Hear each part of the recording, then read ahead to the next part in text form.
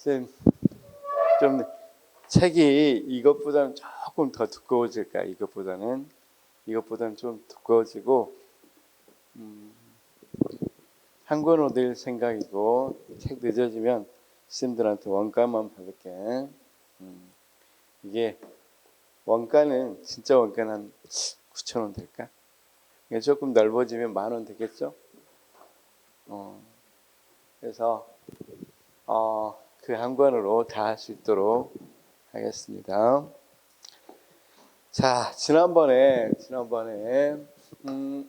조직론 배웠죠? 조직론은 어떻게 생겼다 그랬어요? 조직에 대한 이론, 그렇죠? 조직 이론하고 조직의 구조, 구조나 유형 이걸 이야기했었고, 마지막으로 어떤 거라고 그랬습니까? 조직을 관리하는 거. 조직을 관리하는 거. 자, 조직 이론은 우리가 한 문제 정도는 꼭 나옵니다. 여기서 한 문제 정도는 나오고, 조직 이론은 크게 고전적 조직 이론과 그다음 신고전적 조직 이론, 또 현대적 조직 이론. 지난 시간에 대강만 봤죠? 대강만 봤습니다. 그런데 여기서 한 문제 정도는 꼭 나오니까 보시면 될 거고, 지금 우리 여기까지 했습니다. 여기까지 하고 현대적 조직 이론은 뒤로 밀쳐놨죠. 왜 그렇다고 그랬습니까? 다른 수험서들이 그렇게 하기 때문에 밀쳐놓고 이야기했다고 그랬고, 그 다음 여기서도 많이 나올 땐 두 문제 또는 한 문제 나온다고 했습니다. 여기는 나올 때 있고 안 나올 때도 있는데, 여기는 반드시 나옵니다. 반드시 나오는 부분이고, 그래서 한 문제에서 두 문제 꼭 나오니까 매년 이 부분 정확히 알아두는 게 중요하겠다. 그러면 조직 구조에서는 여기 좀 지우겠습니다. 조직 구조는 일단 조직 구조 자체의 유형이 또 있다고 그랬죠. 여기 유형은 조직의 유형이고 조직 구조 유형이 있다고 그랬습니다. 그럴 때 우리가 무슨 구조부터 일단 기본적으로 기계적인 것부터 어느 것까지, 유기적 조직까지, 기계적 구조에서 유기적 구조. 자, 이 사이에 어떤 게 있다고 그랬습니까? 구조로. 자, 일종의 구조는 부서화를 말합니다. 부서를 어떻게 나눌 건가? 그럴 때 어떻게 나눈다 그랬어?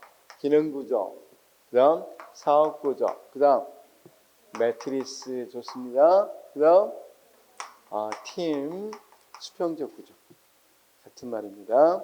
그다음 네트워크, 이렇게 연결될 수 있겠다. 그래서 이거 작년에도 시험에 나왔죠. 매트리스 국가직에서도 나왔습니다. 그래서 이 부분도 꼭 알아두시기 바라고, 이건 조직 구조 유형이었습니다. 그러면 이제 조직이 어떻게 생겼느냐, 그렇죠? 조직 구조 자체에 기본 변수하고 무슨 변수가 있다 그랬어? 상황 변수가 있다 그랬죠. 기본과 상황 변수. 그렇죠? 기본 변수는 뭘 이야기한다 그랬어? 그렇죠, 되겠죠. 또 기본 변수는, 자, 우리가 복잡성은 또 어떻게 나눌 수 있다? 수직적 측면하고 수평적 측면으로 나눌 수 있겠다. 이렇게 이야기했죠. 복잡성. 수직적 측면은 뭘 말한다? 계서제적인, 계층적인 걸 말한다. 수평적 측면에서는 옆으로 우리가 과제, 전문성. 이게 이제 수평적 측면 전문성적인 부분이 많이 들어간다. 그 다음, 공식성이라고 그랬어요. 공식성은, 그렇죠. 우리 매뉴얼 만들어 놓은 거. 그렇죠? 표준 운영 절차 같은 거, SOP. 그 다음, 뭐가 있다고 그랬어? 직권성. 우리가 하나로만 합시다. 일단은, 직권, 분권성인데, 직권성으로만 외워두시면 되겠고, 이런 것들이 기본 변수라고 그랬죠. 그렇죠? 이런 것들은 집을 질 때 기본 골격에 해당된다고 그랬습니다. 근데 이런 기본 골격을 크게 할 수도 있고 적게 할 수도 있고 단순하게 할 수도 있고 복잡하게 할 수도 있고 그렇게 하는 그런 걸 결정할 때 그 변수를 뭐라 그랬어? 상황 변수. 그렇죠? 그러면 상황 변수는 뭐가 있다고 그랬어? 상황 규모, 그다음 기술, 그다음 환경. 어떤 사람은 전략까지 넣습니다. 상황 변수에. 그래서 무엇에 따라 규모가 어떠느냐 여기 하면 될 수 있으니까 이쪽 조금 옮길게요. 자, 상황 변수는 규모가 어떠느냐에 따라서 달라질 수 있다고 그랬죠. 규모. 자, 규모가 큰 조직은 복잡성이 크겠습니까? 높겠습니까? 낮겠습니까? 큰 조직, 대규모 조직. 높겠죠. 공식성은 높죠. 그렇죠? 그다음 직권화입니까? 분권화가 강조되겠습니까? 큰 조직일수록 분권화. 뭐 이런 식으로 이야기했었죠. 그렇죠? 그래서 우리가 규모가 있다 그랬고 이건 다시 한번 확인할 겁니다. 오늘. 그다음 또 뭐가 있다 그랬습니까? 기술. 기술에 있어서는 각각 주장하는 학자들이 다르다 그랬죠. 기술이 조직에 어떤 영향을 미치느냐. 이건 무엇에 따라 달라진다. 뭐 일상적 기술이냐 비일상적 기술이냐 이런 것들이 달라지니까 학자가 주장했던 기술에 분류하고 기술이 어떤 기술일 때 이 조직의 기본 변수에 어떻게 영향을 미치는지 보도록 하겠습니다. 그 다음 환경. 환경은 자 우리가 불안정하느냐 안정적 환경이냐 그에 따라서 뭐가 다 달라지겠어요. 복잡성, 공식성, 직권성이 다 달라지겠죠. 이를테면 불안하면 불안할수록 환경이 불안정하면 불안정할수록 당연히 이거하고 복잡하겠어 단순해지겠어. 대답 안 하셔서 지금은 조금 이따 보도록 하죠. 공식성. 우리 매뉴얼로 만들어 놓을 수 있겠어요? 환경이 불안정하면. 그건 금방 맞추시네. 그 다음 직권성. 직권을 할 수 있겠어요? 불안정하면. 그래서 아무래도 각각에서 하는 것이 더 빠르겠죠. 불안정하게 변하니까. 위에까지 보고하고 그러면 지나가 버리잖아요. 그래서 이 환경은 이것들하고 다 마이너스 관계야. 그러니까 일대의 환경은 안정적인 게 아니라 불안정하면 불안정할수록 복잡성 낮고 공식성 낮고 직권성 낮고 그렇게 외워두시면 되겠죠. 이제 규모도 이렇게 정리하면 되겠죠. 나중에 다 정리해 봅시다. 이 관계를. 그럼 지난번에 우리가 어떤 것까지 했습니까? 규모까지 했죠. 규모일 때 여기 규모하고 관계가 어떻게 되는지 한번 보도록 하겠습니다. 자, 우리 쌤 몇 페이지? 규모하고 관계.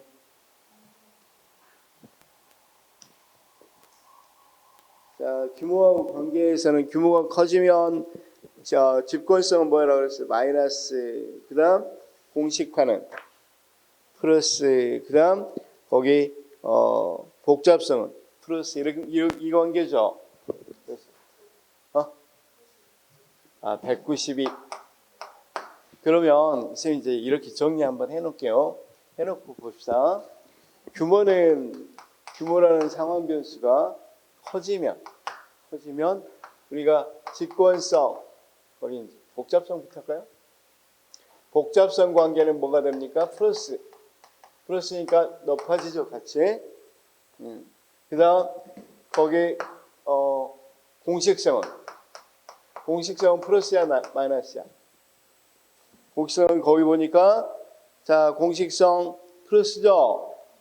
그럼 역시 규모가 커지면 매뉴얼도 많아질 것이다. 그렇죠? 매뉴얼 된 것들이 많을 것이다. 그 다음 규모가 커지면 어떤 것은 직권성은 플러스야 마이너스야? 그러니까 이건 낮아질 것이다. 그래서 이게 커지면 그러니까 플러스니까 복잡성도 커지고 공식성도 커지고 직권성도 커진단 말이에요. 그러면 이제 환경은 이렇게밖에 안 나오니까 환경도 정리해버리죠. 기술은 조금 복잡하니까 유형에 따라서. 그럼 환경도 어떻게 정리할 수 있어? 환경도 이게 이제 불안정성이냐 안정성이냐에 따라 달라지겠죠. 여기를 불안정성으로 이야기하면 불안정성이 높아지는 환경에서는 그렇죠? 자, 전부 마이너스. 복잡성이 어떻게 된다? 복잡성은 낮아진다. 불안정성 커지면 그 다음 공식성은 우리가 매뉴얼로 만들어 놓을 수가 없겠죠. 그래서 낮아진다. 당연히 직권성은 여기다 이제 분권성 이러면 혼란스러우니까 직권성만 생각하자고. 그럼 어떻게 됩니까? 여기서 낮아진다. 그럼 결론은 여기 봐봐요. 이건 어느 정도 환경 나오고 이제 불안정성 나오면 내우기는 쉽지 않아. 다행히 전부 마이너스 관계입니다. 부적 관계죠. 그런데 여기 규모가 커지면 복잡성과 공식성은 정적 관계, 플러스 관계인데 직권성은 마이너스 관계죠. 그것만 일단 자 지금 우리가 상황으로 지금 몇 가지 봤어? 2가지 봤죠. 기술만 남았잖아. 기술. 나중에 전략까지 해드리겠습니다. 어쨌든 이렇게 정리될 수 있겠어, 없겠어? 이렇게 정리하시면 되겠다. 자, 그다음 우리가 기술을 여기까지 이제 달고 기술을 하다가 조금 지난주에 기술하다가 말았죠. 기술은 기술 유형 분류가 있어서 좀 복잡하죠. 이게 시험에 나와서 기술 유형을 분류하는 사람이 우리가 누구부터 봤어, 쌤? 자, 그렇죠? 거기 아예 한 사람도 안 봤어요? 그럼 지금부터 보면 되겠네. 자, 원래 순서대로 하면 기술을 이렇게 주장한 사람 순서대로 하면 거기 우드워드부터 봐야 된다 그랬죠. 거꾸로 돼 있어. 세 사람이 있는데 우드워드부터 먼저 주장한 사람 보려면 우드워드부터 봐야 된다. 그런데 수험서들이 많이 나온 순서대로 배열해 놨어. 그래서 우드워드 몇 페이지에 195페이지 우드워드. 네. 그렇지. 그것까지 본지 알고 있습니다. 우드워드까지 봤고, 우드워드는 무엇에 따라서 분류했습니까? 기술 분류를 했을 때 단일 상품. 우리가 다시 우드워드는 이거 좀 지워도 문제 없겠죠, 이거. 근데 머릿속은 항상 갖고 있어야 돼. 우드워드는 우리가 어떤 걸로 거기 단일 소량 생산, 그다음 대량 생산, 다품종, 소량 생산 이렇게 이야기했죠. 자, 거기 뭐라고 되어 있습니까? 유동 절차 생산이라고 되어 있습니까? 어쨌든 자, 그 표에 보니까 우리나라는 좀 번역을 할 때 통일을 해야 되는데 통일하지 않고 번역하죠. 그래서 일단 쌤 이건 단일 소량 생산 이렇게 나와 있죠. 단일 소량. 근데 위에는 뭐라고 돼 있어? 또 위에 책에 보면 번역을 단일 상품 또는 소수 단일 상품 이렇게 돼 있죠. 아니 우드워드 거기가 돼 있잖아. 안 돼 있어요? 못 찾았어? 자, 그래서 글씨나 단일 소량 이렇게 나왔다 그랬죠. 그 다음 뭐가 있다? 거기 대량 생산. 그래서 대량 생산.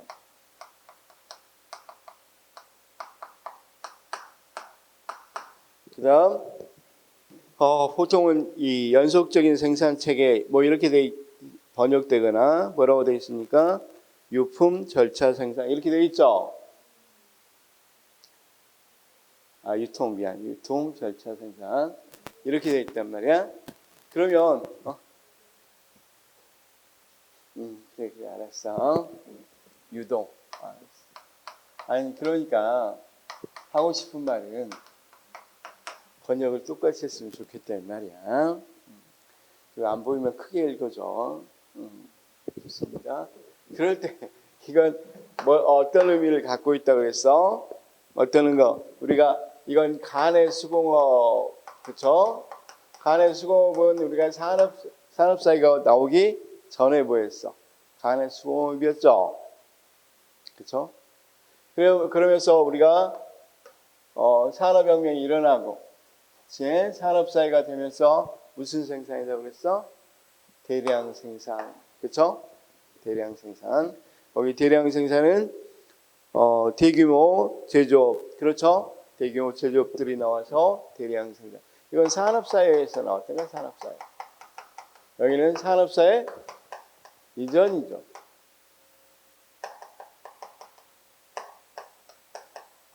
근데 후기 산업사회 되면 유동 절차라는 것은 다른 말로 다품종 소량, 그렇죠? 다품종 소량 생산. 이거 이야기해 줬잖아, 그렇죠? 왜 다품종 소량 생산인지, 그렇죠? 그래서 사실 이런 변화가 있다는 이야기를 했는데 큰 의미가 없단 말이야. 그러니까 우리가 산업사회 이전에는 어땠어? 소비자든 생산자든 조금씩만 원했단 말이야. 그러니까 간의 수공업으로 했단 말이야. 그런데 서서히 산업사회가 되면서 공급력은 이 정도밖에 없는데 어떤 사람들이 사가려는 사람들이 굉장히 많았다고 그랬죠. 소비자들이 컸단 말이야. 그러니까 포드 자동차를 하루에 10대밖에 못 만드는데 1000명이 살려고 해. 그럼 누구 중심 사회야? 공급자 중심 사회겠지. 공급자가 뭐 하겠어? 소비자가 항의 들어오면 불만사항 접수하면 너 사지 마. 그래야 된단 말이야. 공급자 중심이고 공급자가 무엇에 맞춰야 되겠어? 양을 맞춰야 되니까 뭘 생산하려고 해? 대량으로 생산하려고 한다 그랬어. 근데 후기 산업사회 되면 산업화가 굉장히 첨단화돼서 이제 차는 알다시피 차는 하루에도 1000대도 만들 수 있어. 생산할 수 있어. 그런데 살려는 사람이 100명밖에 없어. 그럼 누구 중심이야? 소비자 중심. 뭐가 중요해? 질이 중요해. 그렇죠? 그 다음 소비자들 개성이 중시되는 사회죠. 그래서 여러 품종을 해야 된다. 소비자들 개성을 중시해야 되니까, 개성을 맞춰야 되니까. 선생님들 여기 옷 입고 오셨는데 하나도 같은 옷이 없죠. 누구도 다 왜 그래? 뭐가 다르니까? 개성이 다르니까. 소비자 중심하려면 다 맞춰야 되겠죠. 그래서 다품종. 그 다음 무슨 생산? 거기 대량 생산하면 소비가 안 되겠죠. 그래서 소량 생산. 이런 사회가 겪었다. 이렇게 이야기합니다.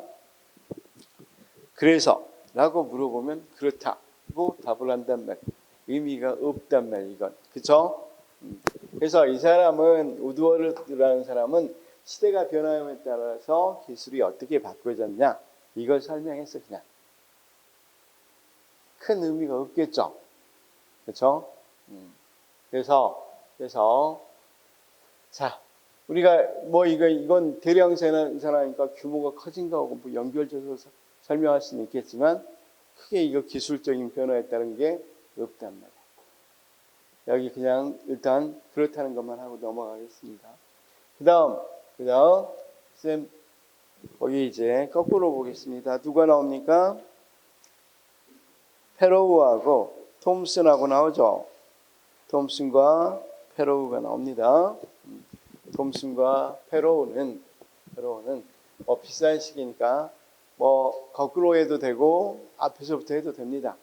근데 딱 보니까 앞에서 하는 게 조금 더 유리하겠죠. 누구부터? 톰슨부터 합시다. 그럼 톰스는 이거 한 번만 알아두면 어렵지 않습니다. 그런데 이걸 그냥 외우려고 그러면 그게 안 외워져요. 그냥 외우려고 하면. 그러니까 이런 것은 이해하고 외우지 말고, 그렇죠? 근데 이 사람들 이외에 뭐 나오면 어떻게? 그냥 찍죠 뭐. 그렇죠? 우리가 잘 찍는 3번 찍죠 뭐. 이러면 이제 맞았다는 전제하에서 뒤에 답지수 계산할 수밖에 없죠. 1번 몇 개 나왔는지 2번 몇 개 나왔는지 세서 찍으시기 바라고. 자, 톰스는 거기 어떤 이야기 합니까? 연속적 기술하고 연속적 기술을 사용한 거하고 중계적 기술하고 세 번째 뭐라고 돼 있어? 집약적 기술. 그렇죠? 여기서부터는 조금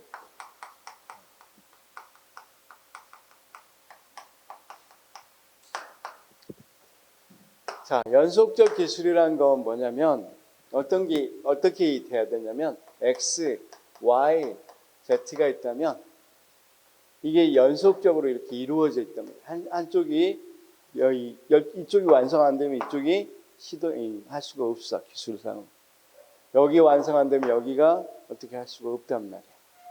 이걸 연속적 기술이야. 뭐 우리 이런 연속적 기술 많이 있죠. 우리가 대량 생산 체제 공장 같은 데 가보면 뭐가 있습니까? 당연히 이런 컨베이어 시스템에서 자동차를 만들더라도 자동차 뭐 하는 거? 여기 운전대 만드는데 조립해야 뭐 할 수 있습니까? 바퀴를 끼울 수 있겠죠. 바퀴 껴야 뭐가 뭐 휠을 넣고 바퀴를 껴야 되고 뭐 이런 식으로 쭉 있는 거. 앞부분이 안 되면 뒷부분이 돼야 안 돼. 안 되겠죠. 이런 걸 뭐라 그래? 연속적 기술이라 그래. 연속적 기술의 예로 뭘 있고 대량 생산 라인 이런 거 나왔죠. 대량 생산 라인. 쌤, 자 우리가 이런 건 다 이 컨베이어 시스템으로 하는 것들은 다 뭐야? 대량 생산 라인이죠. 근데 앞부분이 완성 안 되면 뒷부분은 못 하죠. 그런 것들을 연속적 기술을 사용한다. 이렇게 이야기했어요. 톰스. 우리 스님들도 이런 말을 할 수 있단 말이야. 기술을 하는 거 보니까 뭘 사용한다? 연속적 기술을 사용한다. 톰스는 원래 거기 있는 기술적 합리성과 어떤 경제적 합리성이, 그러니까 수단적 합리성과 경제적 합리성이 있는데 보통 일반적으로 기술을 분류할 때 경제적 합리성으로만 분류하더라.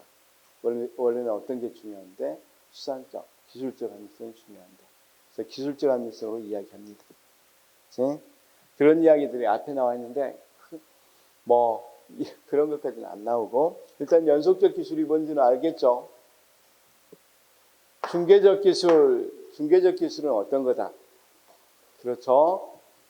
중계를 해주는 거. 중계적 기술이 중재하는 것이 필요한 기술들 있어야 되는 거. 그래서 자 우리 쌤 은행 가면 은행은 누구랑 연결시켜 줍니까?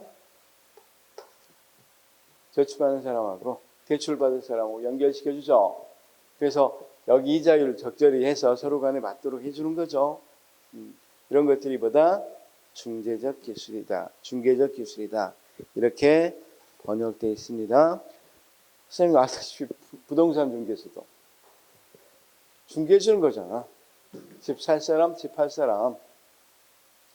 그런 기술을 가지고 있는 걸 뭐라 그런다? 중개적 기술이다. 느낌 와요? 안 나와요? 오잖아. 그치? 이건 연속적인 건 아니잖아. 연속적으로 이루어지는 거 아니죠? 이 사람들은 그냥 연속적 기술이라기보다는 살 사람과 팔 사람을 연결시켜 주거나 저금할 사람과 대출할 사람을 연결시켜 주거나 이렇게 이야기하는 거죠. 그 다음 쌤 집약적 기술은 뭐냐면요. 이런 겁니다. 병원 같은 데. 여러분 환자들이 있는 병원 같은 데서는 어떤 기술이 있어? 굉장히 집약적으로 다양한 자 병원에 가면 일단 진단부터 하죠. 진단할 때 여러 가지 기술을 사용해서 진단하고 이들을 치료하기 위해서 여러 가지 처방들을 써야 했어요. 절개할 수도 있고 약을 투여할 수도 있고 여러 가지 방법을 쓰죠. 그래서 집약적으로 쓰죠. 그런 것들을 집약적 기술이라고 한다. 그럼 대표적인 게 뭐가 있느냐? 집약적 기술에서 거기 뭐라고 써져 있습니까? 거기 건축사업 뭐 이런 게 있는데 종합병원, 그러니까 병원도 있죠. 그러면 우리가 집약적 기술을 사용한 건 병원이다. 여기가 대표적인 거고 여기는 은행이다. 여기는 보다 컨베이스터입니다. 대량 생산 라인이다. 이렇게 이야기하면 되겠죠. 그렇죠? 그래서 어떻든 이렇게 분류를 해놨다. 분류를 몇 가지로, 세 가지로 분류해서 거기 봅시다. 중개적 기술에서 상호우전성, 거기에 의한 기술에서 기술 상호우전성, 의사전달의 빈도, 조직 형태, 그렇죠? 그러면 이건 중요하겠죠. 이제 여기 보면 자 거기 먼저 중개적 기술부터 나와 있네요. 중개적 기술은 자 상호우전성은 어떻습니까? 자 거기 자 어떤 상호우전성이라고 그래서 뭡니까? 집합적이라고 돼 있죠. 자 그다음 의사 전달의 빈도는 전달의 빈도 낮고 그다음 조직 형태는 규칙 표준화 이렇게 돼 있죠. 그래서 자 중개적 기술은 집약적 상호우전성이고 그다음 낮고 의사 전달의 빈도가 낮고 그다음 조직 형태는 규칙 표준화되어 있다. 그래서 우리가 부동산 중개사 같은 데 가보면 어떻게 되어 있습니까? 굉장히 규칙적이고 표준화된 그걸로 계약하도록 되어 있죠. 그래서 규칙과 표준화. 그다음 뭐 할 때만 상호 의존성을 갖고 있습니까? 뭐 할 때? 사고 팔 때만 상호 의존성을 갖는 거죠. 그러니까 뭐라고 되겠어? 거기 집합적 상호 의존성 이렇게 되어 있습니다. 그러니까 뭐 할 때만 하는 거예요. 그 일이 있을 때만 하는 거죠, 주로. 다시. 필요할 때만 하지 맨날 하지는 않죠. 연속적으로 하거나 그렇게 하지는 않죠. 그 다음 거기 그래서 의사 전달의 빈도가 굉장히 낮단 말이야. 자 여러분 우리가 사실 다 저축하는 사람, 대출하는 사람 이들의 의사 전달이 많습니까 적습니까? 빈도가 당연히 적을 수밖에 없죠. 부동산 사고 파는 것도 맨날 전화합니까? 필요할 때 전화하고 하는 거죠. 그렇죠? 그러니까 그냥 이 상호전도 집합적으로 한단 말이에요. 이들이 모여 있을 때 의존하는 거죠. 집합적으로. 그런데 그래서 규칙이나 표준화되어 있다 이렇게 이야기했어. 규모에 있어서는 구조에 있어서는 자 규칙이나 표준화되어 있다 조금 더 설명하겠지만 그다음 연계적 기술에서 연계적 기술은 뭐라고 되어 있습니까? 연속적 상호전성이죠.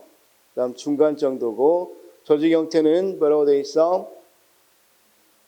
정기적 회의, 수직적 의사 전달, 그다음 계획 이런 것들이죠.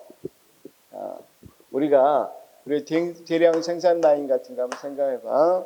그러면 여기는 뭘 해야 되겠어? 계획돼야 되겠죠. 계획. 어떻게 할 건지 계획하는 것이 굉장히 중요하겠죠. 그렇죠?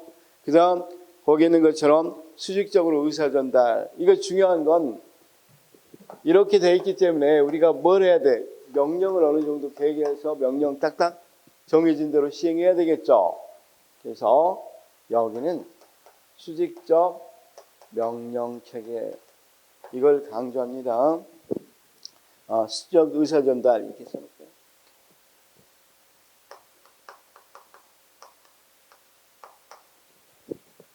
자, 그다음 계획이나 정기적 회의 뭐 같은 말이니까 넣어놓으시면 되겠고, 자, 그다음 그러니까 연속적으로 우리가 이루어지려면 연속적으로 의사 전달이 돼야 되겠어, 안 되겠어? 이런 라인이 있다. 쭉 그렇죠. 여기 만든 사람은 그 다음에 의사 전달해야 되겠죠. 그런 식으로 연속적으로 이루어진다. 여기는 연속적 상호작용이라면 여기는 집합적이라고 했습니다. 여기는 이제 교호적이라고 그랬습니다. 교호적 상호작용이죠. 그렇죠?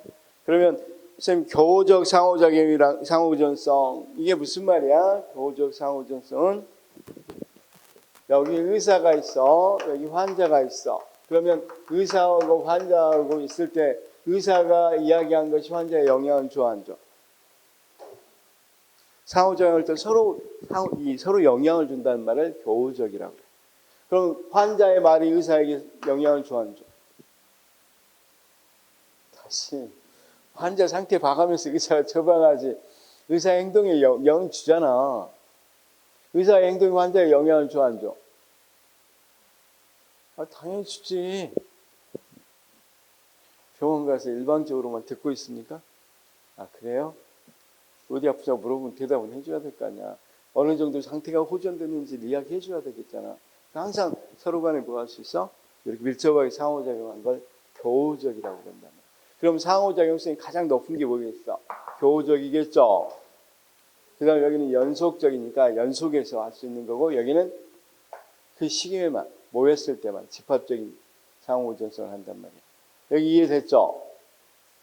그러면 병원은 거기 집약적 기술에서는 교호적 상호작용하고 의사전달 빈도도 굉장히 높아야 되겠죠? 치료하는데 한마디 하고 말까요? 나을래요? 하고 말까요?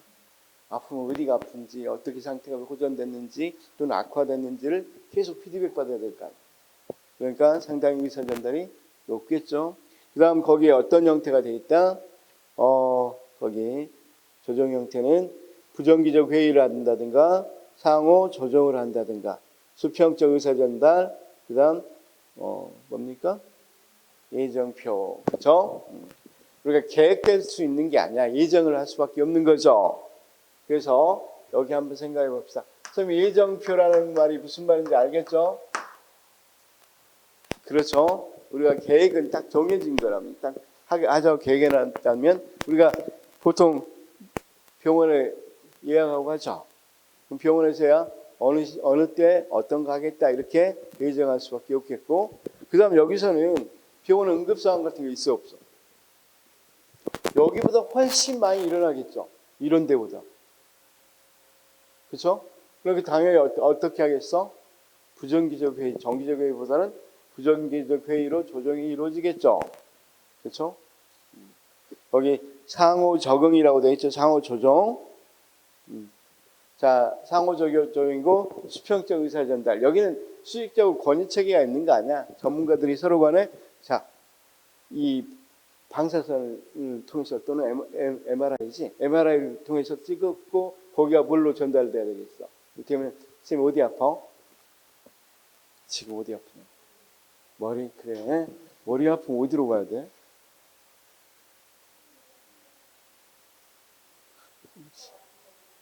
치과? 치과는 곤란해. 다른 거 아파? 알았어. 그래. 내과가 아프면 뭐 MRI를 찍는다든가 그러면 그 찍은 방사선 의사가 뭐합니까? 통보해 줘야 되겠죠.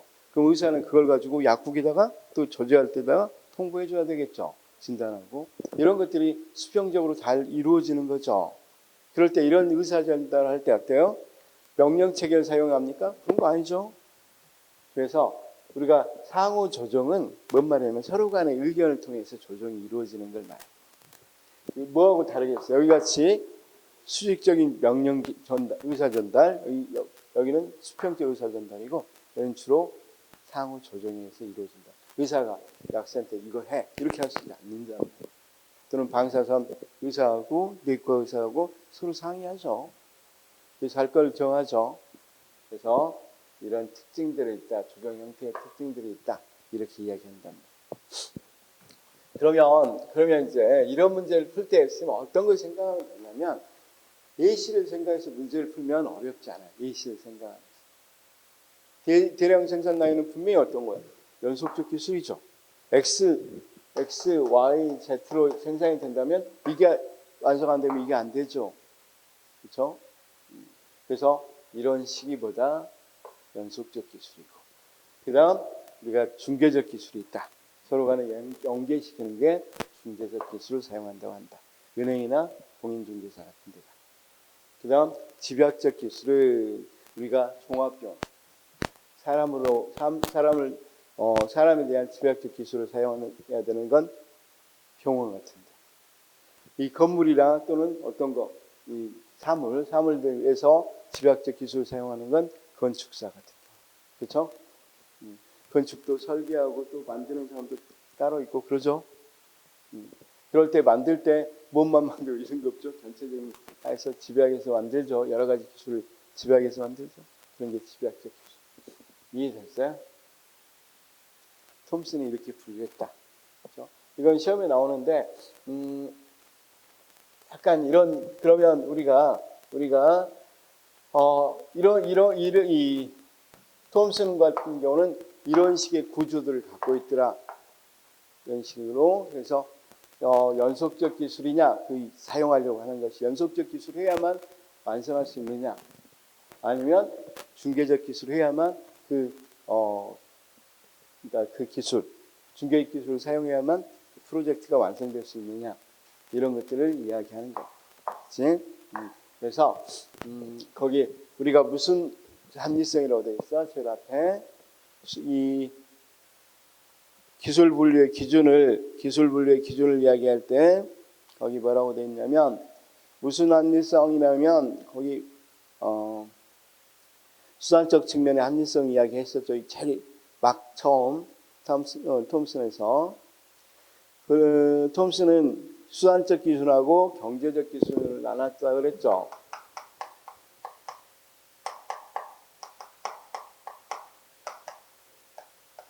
그래서 이 사람 생각은 이런 거야. 그냥 어떤 산업을 다 하려고 제품을 만들거나 프로젝트를 완성할 때 그 수단이 뭐냐, 이 목표를 달성할 때 효과적이냐, 이걸로 구분해야 되는데 경제적인 기준, 즉 얼마나 전략할 수 있냐, 이런 걸로 분류하는 것은 기술 유형을 제대로 파악할 수 없다고 보고, 이 사람은 이 수단을 썼을 때 이 프로젝트, 이 사업이 완성하느냐를 기준으로 나눠봤다, 이렇게 이야기한단 말이에요. 그래서 그냥 톰슨은 어떻게 나왔다? 세 가지로 나왔다. 어떤 걸로? 연속, 중개, 그다음 집약, 그다음 예시도 다 알고. 그럼 끝이죠. 그렇죠? 그다음 쌤 또 질문하시려고? 네. 수단적 기준. 이걸 세 가지. 그러니까 쌤 다시 한번 봐봐. 만약에 컨베이 시스템으로 만들 것 같은 경우는 뭐가 없으면 안 되겠어? 어떤 기술을 사용해야만 그게 가능하겠어? 그렇죠. 자, 다시.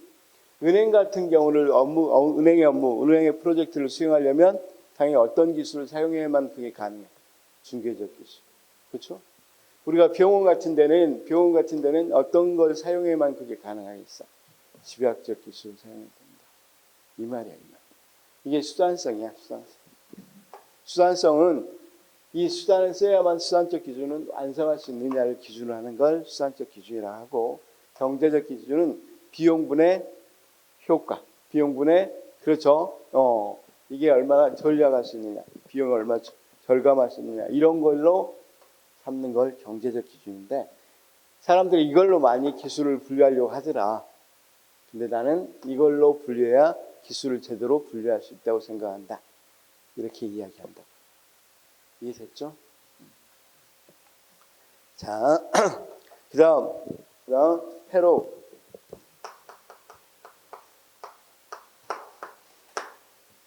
자, 톰슨은 연속, 중개, 집약이야. 페로우는 이제 뭘로 나는 네 가지로 이제 거기 두 가지. 어떤 것에 입각해서 기술을 분류를 하냐면 원재료를 굉장히 원자재를 중요한데 원자재의 성질과 그 기술을 다루는 특성을 규정하는 핵심적 요인은 원자재의 처리에서 채택하는 탐색 과정의 특성, 그리고 원자재의 처리에서 마주치게 되는 예외적 사례의 수. 그렇죠? 그래서 뭘 중시한다고? 원자재를 어떻게 처리하느냐. 그렇죠? 그러면 대강 이렇습니다. 거기 뭐라고 그랬습니까? 그럼 탐색 과정하고 예일 사례 이렇게 나왔죠. 그러니까 기준은 페로우의 기준은 어떤 것과 어떤 거다. 탐색 과정하고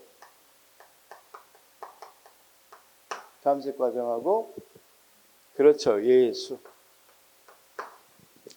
거기 예외적인 사례의 수입니다.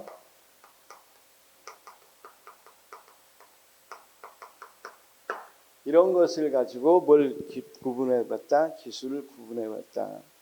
그래서 탐색 과정을 읽어보면 탐색 과정은 원자재라는 자극에 직면한 사람이 그에 대한 반응을 결정하기 위한 과정이다. 탐색 과정은 분석 가능한 또는 임상화된 탐색 과정과 분석 불가능한 탐색 과정으로 구분할 수 있다. 다루어야 될 원자재에 대해서 무엇을 얼마나 알고 있느냐 하는 것이 탐색 과정의 특성을 크게 좌우한다.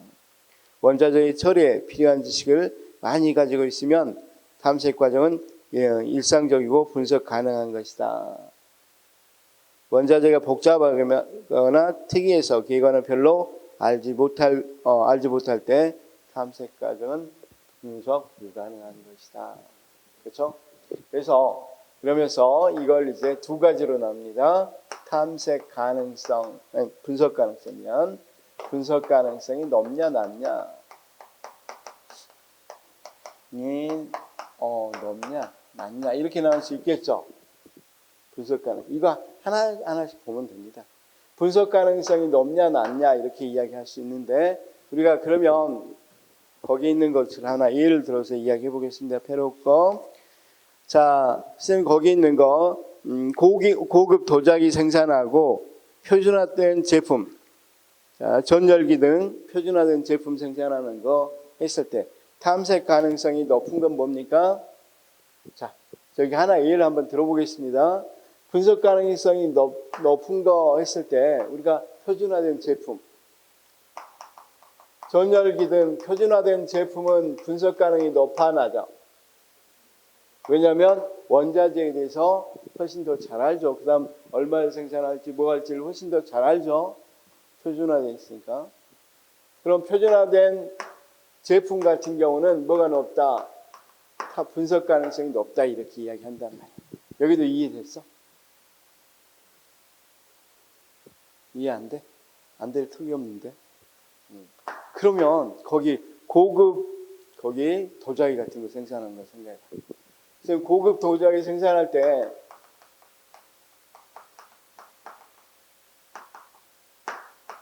고급 도자기를 생산할 때 거기에 있는 원자재를 다루는 사람이 원자재에 대해서 다루어야 될 원자재에 대해서 무엇을 얼마나 알고 있느냐 하는 것이 탐색 과정의 특성을 크게 좌우한다. 이렇게 되어 있죠. 그렇죠? 그러면 자 우리가 보통 일반적으로 선생님 고급 도자기 만드는 거 잘 알아 몰라 선생님들이 분석할 수 있어 없어? 일반인들이 보기엔 분석 불가능하죠. 사실은 어떻게 해야 될지 잘 모르겠고 상당히 어려운. 근데 전열기든 표준화된 제품은 어떻게 이루어지는지 대강 알 수 있어 없어? 알 수 있죠. 그렇죠? 그러니까 분석 가능성이 뭐가 되겠어? 높고 아니면 낮고. 그렇죠? 또 하나 분석 가능성 측면에서 보면 어떤 게 예시로 들어가 있습니까? 낮은 것의 예로는 원자력 추진 장치 이렇게 돼 있죠. 그다음 뭘로만 지금 보고 있어? 분석 가능성으로만 보고 있습니다. 그럼 거기 그다음 주문받는 전동기 등 기계 생산. 자, 여기 이제 또 하나 주문받은. 여기는 여기는 주문받았다고 그랬죠. 여기는 표준화됐다고 그랬고 주문받은 제품이야. 주문받은 제품도 사실은 거기 전동기 등 똑같은 걸 표준화시켜놨다 주문받았다 이런 거지만 어쨌든 원자재에 대해서는 우리가 일반적으로 잘 안단 말이에요. 그렇죠? 그런데 거기에 어떤 게 있다고 그랬어? 또 원자력 추진체제. 원자력 추진체제는 쌤들 많이 압니까? 사실은 이런 것들은 어려운 기술이잖아. 그러니까 분석 가능할 수 있어 없어? 다시 여기 보면 자, 우리가 일반적으로 원자재에 대해서 익숙하거나 또는 어떻게 생산하는지를 대강 아는 거하고 모르는 걸 생각한단 말이야. 그러면 원자력 추진체제 쓰면 일반적으로 잘 압니까? 근데 주문받은 제품, 아까 전동기등이니까 전동기기를 주문했어. 그럼 당연히 이런 제품들은 어느 정도 표준화된 제품이라 이런 것들은 어떻게 만드는지 대강 알아볼라. 원자재를 어떻게 다루는지. 알잖아. 그쵸? 그래서 어떻게 해서 나오는지 대강 안단 말이야. 쌤들 신발, 옷 어떻게 나오는지 알아볼라. 몰라? 배워. 근데 원자재 어떻게 다루는지 대강 알아. 그런데 이런 고급 도자기 생산할 때 같은 데는 잘 모르잖아. 유약을 어떤 상태로 발라야 되는지, 불가마에는 몇 도 해야 되는지 이런 거 다 아냐고. 그것도 고급인데 일반 이렇게 그래서 고급이라는 표현을 쓰는 거야. 이런 것들은 하나하나 나오는 거지 뭐 많이 이 표준화돼서 나오는 거 아니잖아. 우리가 표준화됐단 말을 안 한단 말이야, 모른단 말이야. 잘할 수 있다는 말이 없단 말이야. 잘할 수 있다는 말이잖아. 표준화돼서. 당연히 어떻게 제품이 생산 원자재를 다루는지 다 알잖아. 그럼 표준화돼 있으니까. 그래서 딱 느낌이 오잖아. 네 가지로 구분한다는 거. 일단 그다음 뭐가 있다 그랬어?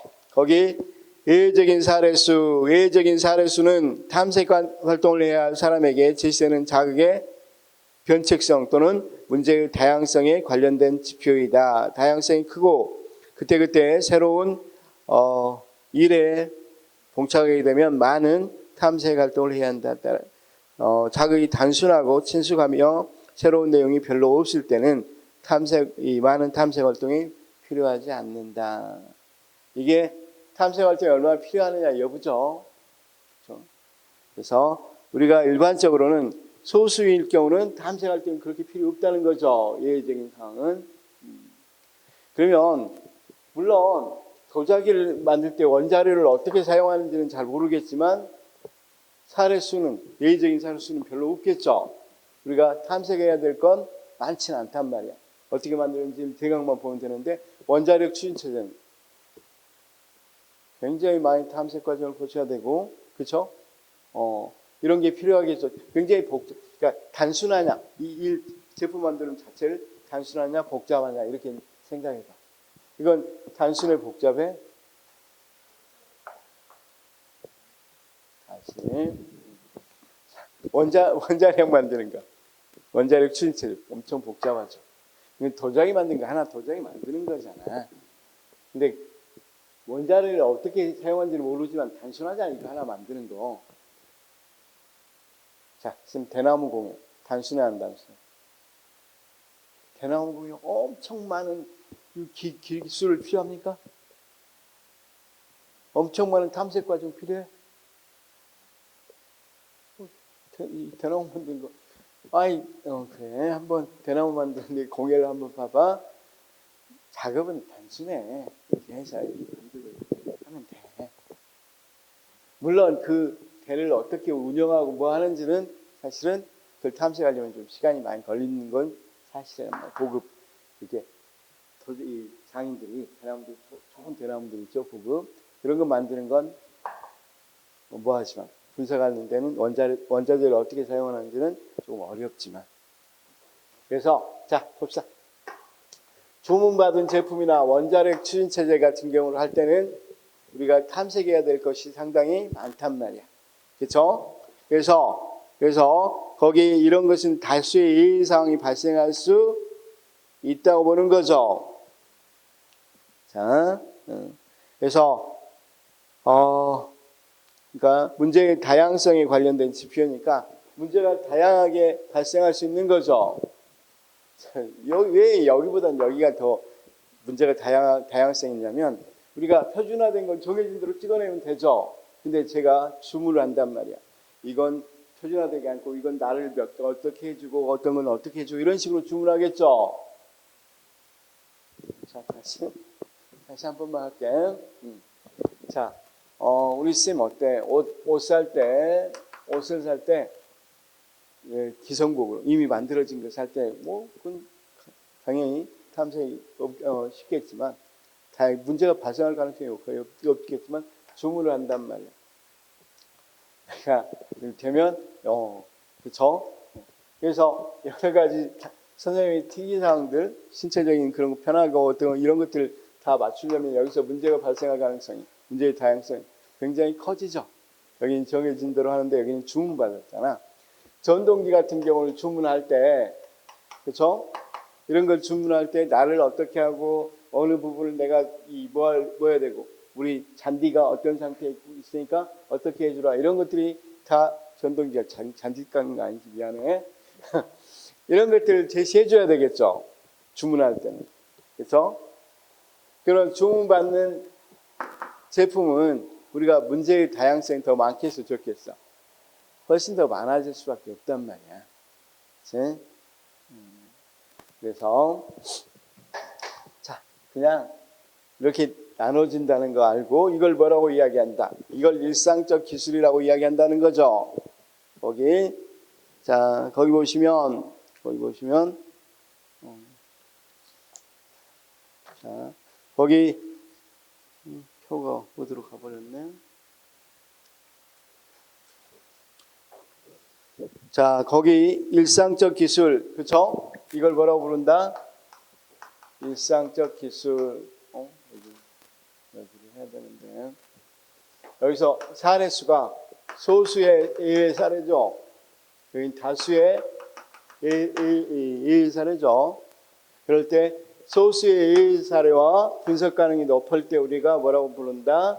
일상적 기술이라고 부른다. 이렇게 써져 있죠. 그렇죠?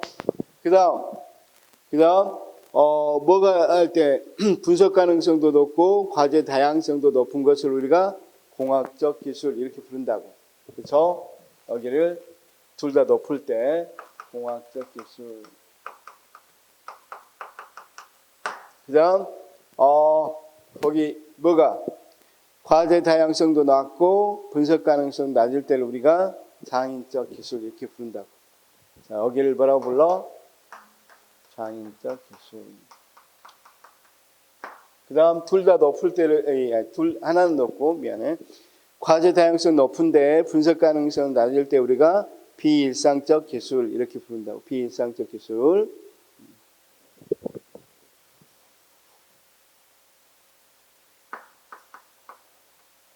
이건 그런데 이제 표를 쓸 때 좀 조심해야 되겠네.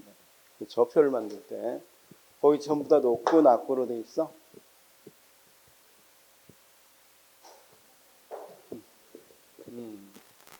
자, 페로우가 좀 복잡하니까 여기다 한번 다시 그려보겠습니다. 간단하게. 분석 가능성의 입장에서는 높고 낮고, 그쵸? 여기 예외 사례수가 높고 낮고 이렇게 하겠구나. 그럴 때 이걸 뭐라고 그래? 둘 다 높은 것을 우리가 예외 사례수나 거기 예외 사례수 높고 낮고로 돼 있죠? 낮고 높고로 돼 있는 또 바꾸지 뭐. 그렇죠? 우리가 거기하고 헷갈리면 안 되니까 저거로 갑시다. 그냥 둘 다 낮을 때를 무슨 거라고 한다고요? 거기 장인적 기술, 그렇죠? 이게 장인적 기술. 장인적 기술의 대표적인 예가 뭐다? 고급 도자기 만드는 기술을 뭐라고 그런다? 장인적 기술이라고 그런다. 그럼 표준화된 제품을 만드는 건 우리가 일상적 기술이라고 그런다. 그렇죠? 일상적 기술. 그다음 분석 가능성은 낮고 대신에 예외 사례수가 높은 걸 뭐라고 그랬습니까? 비일상적 기술이라고 이야기하고, 그다음 어떤 거? 원자력 추진 체제 이렇게 이야기했단 말이야. 그렇죠? 그다음 예외 사례수도 높고 분석 수준도 높은 거, 가능성도 높은 것을 우리가 뭐라고 부른다? 그렇죠. 거기 있는 것처럼 공학적 기술이라고 부르고,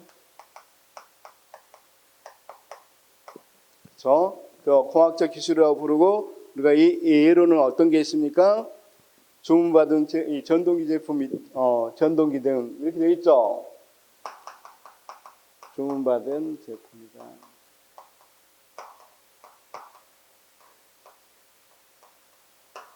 자, 이렇게 알아두시면 되겠죠. 그래서 자, 다시 한번 장인적 기술, 일상적 기술, 그 다음 비일상적 기술, 공학적 기술 이렇게 알아두시면 되겠죠. 좋습니다. 자, 그 밑에 보시면 이건 이런 식으로만 알아두시면 돼. 이런 식으로 알아두시면 돼. 그림만 그릴 수 있으면 되겠죠. 그래서 이렇게 해올까, 이렇게 해올까. 그래서 장비 일봉으로 해올까? 그러니까 분석이 낮은 수준부터 쪼개서 이렇게 사례수가 낮고 높고로 해서 장비 일공 이렇게 해도 되겠죠. 장비는 성격이 급해서 하루밖에 공부를 못해. 장비 일공이야. 그런 사용을 누가 주장했어? 그렇지. 패드립하는 페로우가 주장했어. 그냥 페로우가 뭐라고 이야기했어? 장비 일공 이렇게 이야기하면 되겠죠. 그래서 페로우 장비 일공 이렇게 알아두시면 좋겠습니다. 여기까지는 이해됐습니다. 그 다음에 이제 기술과 조직 구조에서 기술과 복잡성이 일상적 기술일수록 과업의 복잡성은 당연히 낮겠죠. 자, 기술과 공식성에서 일상적 기술일수록 공식화는 높아지고 일상적 기술일수록 직권화가 높아질 가능성이 높겠죠. 자, 이 부분은 조금 논란이 있습니다. 기술의 직권성 입장에서는 논란이 좀 있는데 직권화가 높아지거나 또는 분권화가 높아진다는 주장도 있다. 이렇게 알아두시면 돼. 거기 일상적 기술 같은 경우가 일상적 기술을 사용했을 때 일상적 기술을 사용하면 과업이 어떻게 되기는 거 확실해. 복잡하지 않겠죠? 낫겠죠? 그 다음 일상적 기술을 사용하면 공식화가 당연히 표준 운영 절차 SOP로 할 수 있겠죠? 그럴 때 이제 일상적 기술일수록 직권화가 높냐 아니면 분권화가 높냐 이건 논란의 여지가 좀 있습니다. 왜냐하면 일상적 기술을 사용할 때 우리가 뭐 한 사람이 다 할 수 있는 부분도 있겠지만 표준 운영 절차 같은 경우는 컨베이어 시스템 같은 경우는 어떻습니까? 그런 걸로 되어 있다면 아예 누구에게 맡겨놔도 되겠어. 누구나 할 수 있는 일상적 기술이면 밑에 사람한테 맡겨도 되겠어 안 되겠어? 또는 일상적 기술 쉽게 해서 표준화된 생산한다. 신발을 생산한다 그러면 그냥 공장에 맡겨놔도 되겠죠. 거기다 권한을 줘도 되겠죠. 그럴 수 있는가 하면 아니면 우리가 어떤 일상적 기술을 할 때 아까 장인적 기술 같은 경우는 혼자 하는 경우도 많으니까 직권화될 수 있겠죠. 조금 논란이 있습니다. 그건 안 나온다는 소리입니다. 자, 거기서 기술과 조직 구조에 유의할 점. 일상적 기술은 기계적 구조. 자, 기계적 구조는 복잡성은 높다. 여기까지는 알겠죠? 자, 그런데 일상적 기술은 복잡성이 낮습니다. 자, 다시. 우리가 헷갈리기 쉽잖아. 자, 다시 한 번만 해보겠습니다. 여기서 헷갈리기 쉬운 거니까 거기다가 꼭 유의할 점이라고 써놨죠. 자, 봐봐. 일상적 기술일 때는 기계적 구조겠어? 유기적 구조겠어? 기계적으로 하겠죠. 그럼 기계적 구조는 복잡성이 높아 낮아? 우리가 기계적 유기적 구조 할 때 복잡성이 높아 낮아? 기계적 구조 할 때는 복잡성이 높았잖아.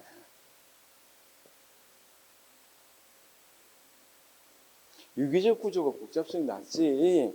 나사 같은 데가 복잡성이 높겠어 낮겠어? 응, 알았어. 자, 나사 같은데 뭐 이 사장 있고 과장 있고 부장 있고 막 그래?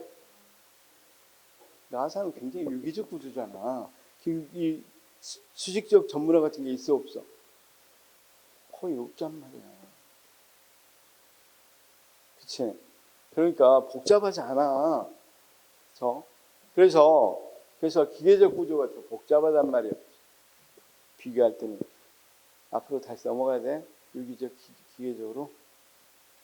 기계 구조가 더 복잡성이 높아. 유기적 구조가 더 높아. 기계적 구조가 높은 뭐라 그랬어? 복잡성, 높은 공식 이렇게 다 있었단 말이야. 그렇죠? 그러니까 당연히 뭐야? 기계적 구조는 다시 일상적 기술은 기계적 구조야. 기계적 구조는 뭐가 높아? 복잡성이 높아.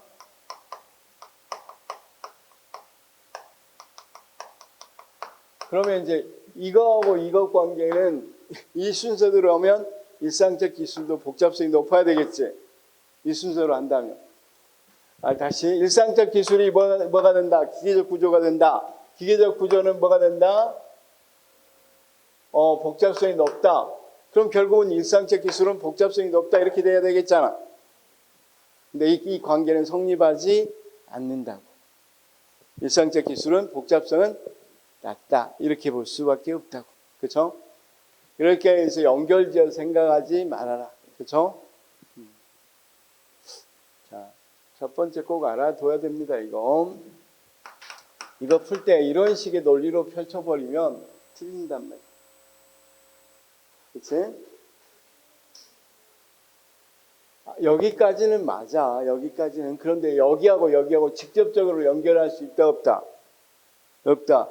일상적 기술은 복잡성이 높습니까? 낮습니까? 낮은다고 그랬으니까 이렇게 연결하지 말아라 이 말이야. 유의점으로. 그치?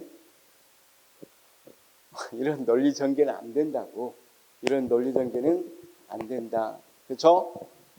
그래서 이거하고는 직접적으로 이렇게 여기와 같이 이런 식으로 이루어질 수는 없단 말이야. 그치? 자, 이런 논리 전개들이 가끔 이런 것들은 이렇게 전개하는 사람이 있는데 이건 틀렸다는 거지. 그래서 일상적 기술은 복잡성보다 낫다. 가끔 이런 논리, 일상에서도 이런 논리를 구사하다가 잘못된 결론에 이르는 경우도 많이 있죠. 그래서 전혀 상관이 없는데 이렇게 연결시키지 마라. 그렇죠? 일반적으로 일상적 기술은 보다 복잡성은 낮다. 이렇게 알아두시기 바랍니다. 이해됐어?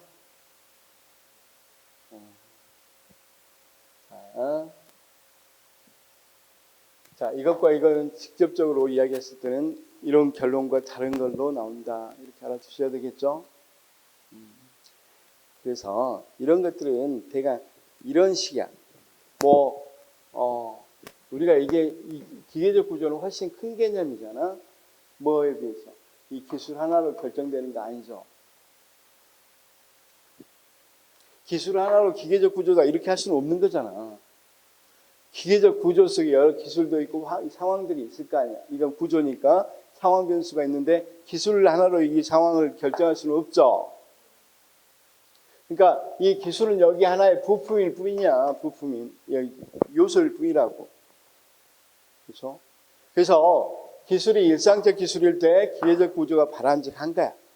그렇다고 해서 그러면 이 기계적 구조는 원래 그러면 어떻습니까? 여기 요소일 뿐이고 다른 요소도 있단 말이야. 더 큰 요소도 있고 영향을 미치는. 그래서 여기는 어떻다? 일단 복잡성이 높단 말이야. 그렇죠? 기계적 구조는. 그런데 이거 하나 가지고 뭐가 복잡성이 높다는 건 말이 안 되겠잖아.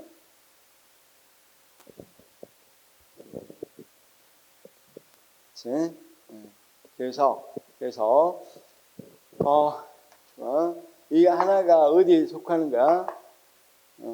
기계적 구조. 근데 이 하나가 바로 모든 것 기계적 구조 자체는 이 하나로 결정되는 거야? 아니면 여러 가지로 결정되는 거야? 그치? 만약에 우리 쌤이 인천 사람들은 짜대. 근데 그 인천 사람은 스님 하나뿐만 아니라 여러 사람이 모여서 결정을 한단 말이야. 근데 스님 별로 안 짜. 그치? 그럼 선생님 짜다 그러면 안 되겠지. 스님 안 짠 거잖아. 그리고 맨날 저 커피도 사주고 그러잖아. 언제쯤 사줬는지 모르겠지만 어쨌든 농담이고 어쨌든 뭐야 이건 안 맞겠잖아. 그래서 하나의 요소일 뿐인데 그 요소를 가지고 대변한다고 생각하면 되겠어 안 되겠어? 전체를 안 되죠. 이런 오류를 범해서는 안 되죠. 이게 환원주의적 오류인데 이런 오류들이 발생하는 것이 여기서 발생하기 때문에 이거하고 이거하고 직접 연결돼서는 안 된다는 거죠. 그렇죠? 원래 쌤 뭐 어떤 사람이야? 대범한 사람이야. 짠 거하고 대범한 거 차이가 없지? 뭐라 그래? 많이 베푸는 안 짠 걸 뭐라 그래? 그런 걸로 고민하지 맙시다. 그냥 그렇죠? 어쨌든 그렇다는 거야. 이해됐어? 그러니까 기계적 구조의 일환일 뿐이고 이걸로 기계적 구조를 전체 대변할 수 있겠어 없겠어? 기계적 구조는 이거 하나로만 결정되는 게 아니라 아까 규모도 있었고 뭐도 있었고 여러 가지 환경적인 요인도 있고 여러 가지 요인들이 결합해서 복잡해진 거란 말이야. 그런데 이거 하나 가지고 복잡해졌다 이렇게 말하기는 곤란하겠죠. 네. 자, 이해됐기를 바라고 그래서 바로 연결시키지 말고 유의해라. 자, 이제 다 했으면 쉬면서 OX 풀어봅시다. 자, 지금 몇 분? 자, 벌써 10분. 그럼 20분에 뵙시다. 혹시 질문할 사람 있으면 질문하시고.